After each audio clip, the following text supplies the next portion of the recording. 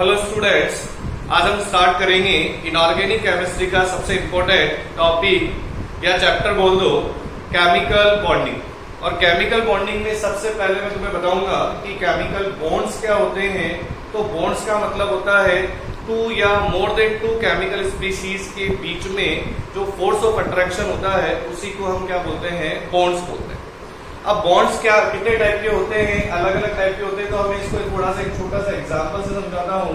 जैसे मैंने यहाँ पर हाइड्रोजन एटम लिया, एटम और एटम, तो एटम के बीच में जो बॉन्ड बनता है या हाइड्रोजन के बीच में जो बॉन्ड बनेगा, this is a covalent bond. ये कौन सा बॉन्ड हो जाएगा, कोवैलेंट बॉन्ड।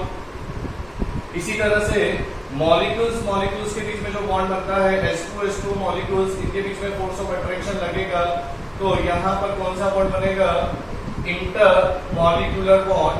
और यहाँ पर हो सकता है हाइड्रोजन बॉन्ड भी हो सकता है, वंडरवॉल बॉन्ड भी हो सकता है।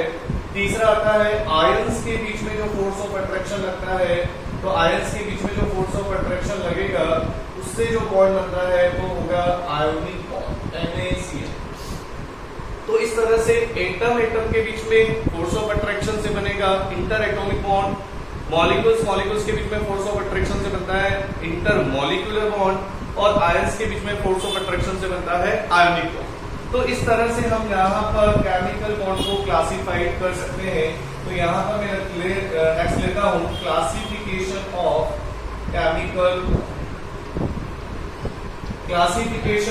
केमिकल बॉन्ड में क्लासिफिकेशन ऑफ केमिकल बॉन्ड।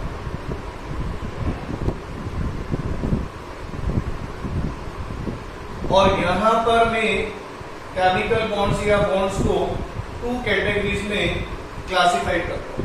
सबसे फर्स्ट हम लेते हैं inter atomic bond. Inter atomic bond, और इसी को हम बोल सकते हैं स्ट्रॉन्ग बॉन्ड भी बोलते हैं, स्ट्रॉन्ग बॉन्ड। दूसरा होता है inter molecular bond. Inter molecular bond, और इंटर मॉलिक्यूलर बॉन्ड को हम बोलते हैं वीक बॉन्ड।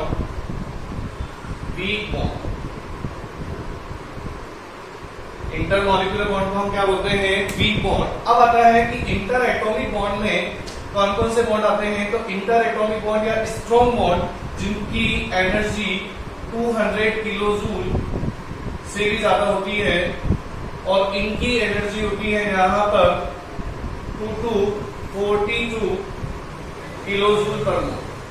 मतलब इनको ब्रेक करने के लिए इतनी एनर्जी रिक्वायरमेंट होती है, या इनके बनने पर इतनी एनर्जी रिलीज होती है। अब आता है यहाँ पर इंटर एटॉमिक बॉन्ड को फर्दर हम 4 कैटेगरीज में क्लासिफाइड करते हैं, और वो कौन कौन से होते हैं नेक्स्ट देखते हैं। यहाँ पर सबसे पहले हम लेते हैं यहाँ पर कोवैलेंट बॉन्ड,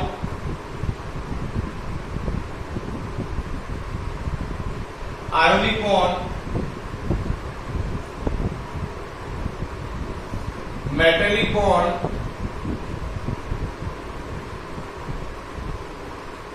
और नेक्स्ट ये आता है coordinate bond.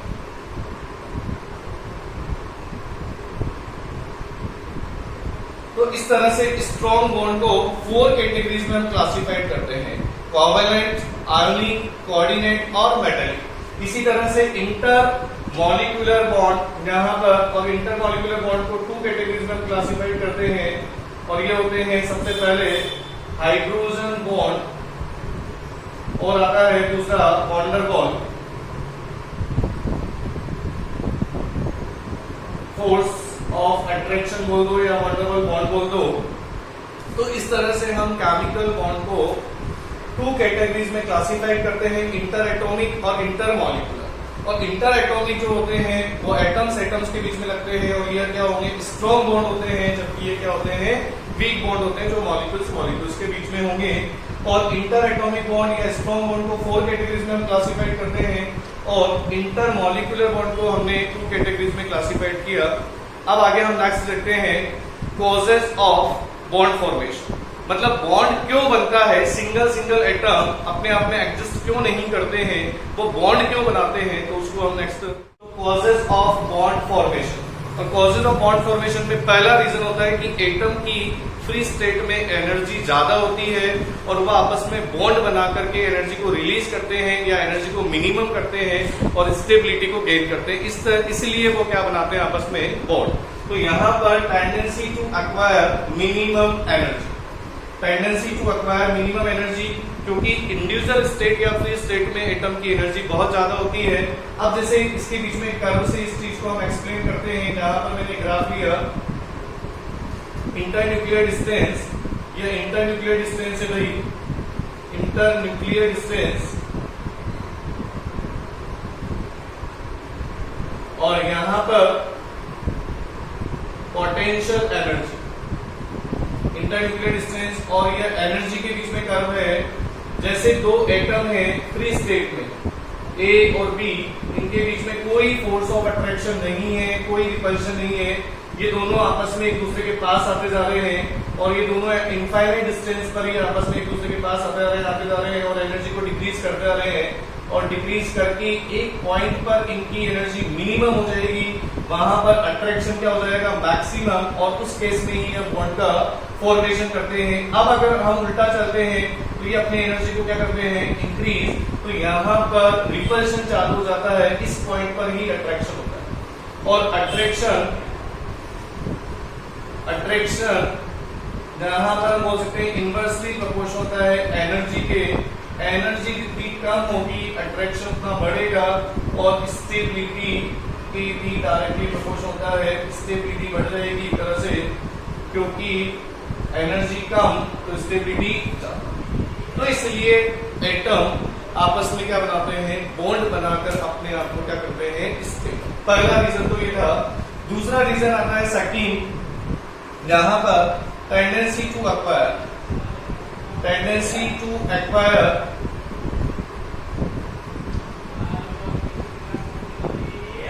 Tendency to acquire noble gas configuration या inert gas configuration, noble gas configuration या इनर्ट गैस कॉन्फिगरेशन।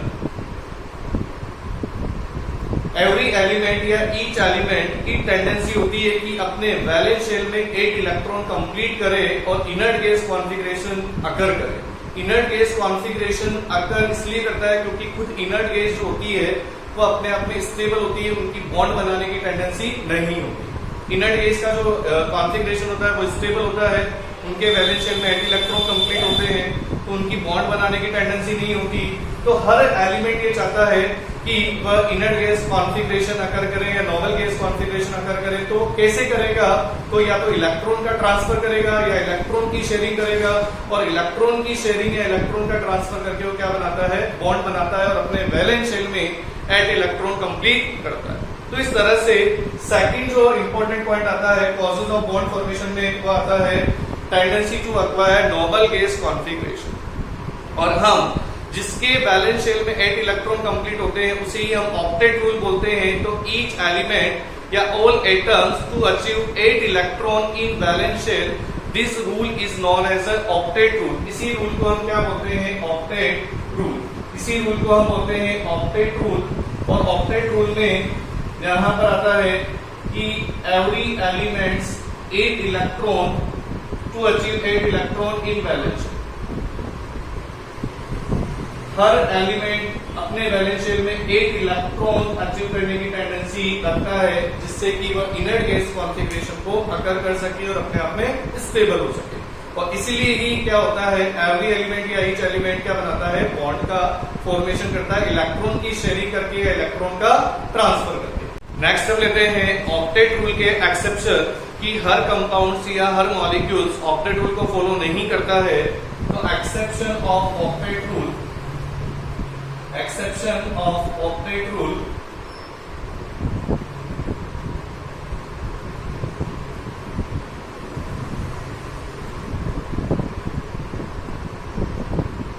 और सबसे फर्स्ट आता है एक्सेप्शन ऑफ ऑक्टेट रूल का, क्योंकि ऑक्टेट रूल में ये बोलता है कि वैलेंस शेल में 8 इलेक्ट्रॉन कंप्लीट होना चाहिए।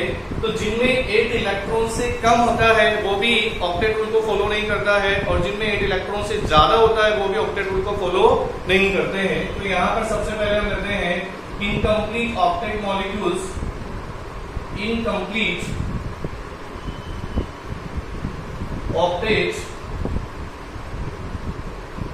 इनकम्प्लीट ऑक्टेट मॉलिक्यूल या electron deficient molecule. Electron deficient molecule और इलेक्ट्रॉन डेफिशिएंट मॉलिक्यूल में जिनके वैलेंस शेल में those molecule in which central atom has less than 8 electron in valence shell. Definition लिखने की जरूरत नहीं है। जैसे मैंने यहां पर बोला बोरोन और BCl3 है या BF3 है, तो इसमें बोरोन के वैलेंस शेल में आउटर मोस्ट शेल में 3 इलेक्ट्रॉन्स हैं और 3 के साथ में बॉन्ड बनाता है 3 Cl के साथ में, तो इसके वैलेंस शेल में टोटल नंबर ऑफ इलेक्ट्रॉन कितने हो जाएंगे 6। तो अभी भी ऑक्टेट रूल को फॉलो नहीं कर रहा है। टोटल 8 इलेक्ट्रॉन वैलेंस शेल में होना चाहिए और अभी यहाँ पर इसके पास में 2 इलेक्ट्रॉन्स की डेफिशिएंसी है यहाँ पर। इसी तरह से बेरिलियम क्लोराइड BeCl2 यहाँ पर और BeCl2 बेरिलियम में भी यहाँ पर वैलेंस शेल में 4 इलेक्ट्रॉन है, इसके पास भी 8 इलेक्ट्रॉन कंप्लीट नहीं है, तो इनको बोलते हैं इलेक्ट्रॉन डेफिशिएंट या इनकम्प्लीट ऑक्टेट मॉलिक्यूल। उसके बाद में सेकंड आता है नेक्स्ट, तो यहाँ पर expansion of octet rule. Expand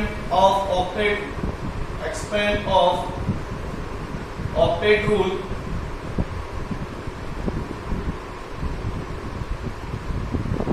जैसे those molecule which have more than 8 electron in valence shell या central atom has more than 8 electron in valence shell, जैसे यहां पर लेते हैं जिनके पास में more than 8 electron in valence।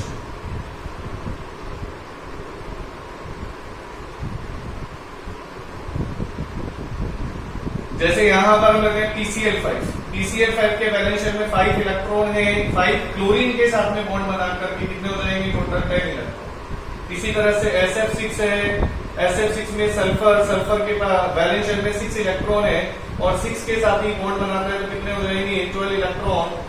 SF4 है, SF4 में भी यहाँ पर सल्फर के पास 6 है, 4 के साथ में बॉन्ड बनाता है तो 10 इलेक्ट्रॉन। तो 8 इलेक्ट्रॉन से अगर ज्यादा इलेक्ट्रॉन वैलेंस शेल में होते हैं तो वह ऑक्टेट रूल को फॉलो नहीं करता है, तो उसको बोलते हैं एक्सपेंड ऑफ ऑक्टेट। उसके बाद में तीसरा आता है यहां पर pseudo inert gas configuration. Pseudo inert gas configuration. और सूडो इनर्ट गैस कॉन्फ़िगरेशन होता क्या है पहले बात तो देखो इनर्ट गैस कॉन्फ़िगरेशन का मतलब होता है जिसके वैलेंस शेल में 8 इलेक्ट्रॉन। इनर्ट गैस कॉन्फ़िगरेशन का मतलब होता है जिनके वैलेंस शेल में 8 इलेक्ट्रॉन होता है। अब उसी का सूडो फॉर्म होता है यहाँ पर जिनके वैलेंस शेल में 18 इलेक्ट्रॉन होता है। Cation which have 18 electron in valence shell. तो सी हम क्या बोलते हैं pseudo inert gas 18 electron in valence shell. और यहां पर सूडो इनर्ट गैस कॉन्फ़िगरेशन जो होता है फर्स्ट बी, जैसे कॉपर Cu AgAu ये रखते हैं, या फिर यहां पर सेकंड बी ग्रुप के एलिमेंट होते हैं जिंक कैडमियम, यह सूडो इनर्ट गैस कॉन्फ़िगरेशन रखते हैं। जैसे मैं यहां पर जिंक का कॉन्फ़िगरेशन लेता हूं, जिंक +2 का, तो ये होता है 3s2 3p6 और 3d10 और 4s में 0 रहता है, तो यहाँ पर कितने इलेक्ट्रॉन हो गए 18 इलेक्ट्रॉन। तो यह भी इनर्ट गैस कॉन्फ़िगरेशन, यह भी क्या होता है ऑक्टेट रूल को फॉलो नहीं करता। चौथा यहाँ पर आता है ओड इलेक्ट्रॉन स्पीशीज। और ओड इलेक्ट्रॉन में ओड इलेक्ट्रॉन मॉलिक्यूल्स या ओड इलेक्ट्रॉन स्पीशीज जिनके वैलेंस शेल में जो वैलेंस शेल में 9 इलेक्ट्रॉन टू 17 इलेक्ट्रॉन रखते हैं। 9 इलेक्ट्रॉन से 17 इलेक्ट्रॉन अगर वैलेंस शेल में रखते हैं तो वह भी ऑक्टेट रूल को फॉलो नहीं करते, वह भी ऑक्टेट रूल को फॉलो नहीं करते हैं। जैसे यहां पर हम लेते हैं NO2 ClO2 या ClO3 यहां पर आता है NO। यह मॉलिक्यूल्स वैलेंस शेल में 9 से 17 इलेक्ट्रॉन रखते हैं, जो कि ऑक्टेट रूल को फॉलो नहीं करते हैं। तो इस तरह से हम ऑक्टेट रूल का एक्सेप्शन बता सकते हैं। यहाँ पर first incomplete octet molecule, expand of octet molecule, और यहाँ पर सूडो इनर गैस कॉन्फ़िगरेशन या कोड इलेक्ट्रॉन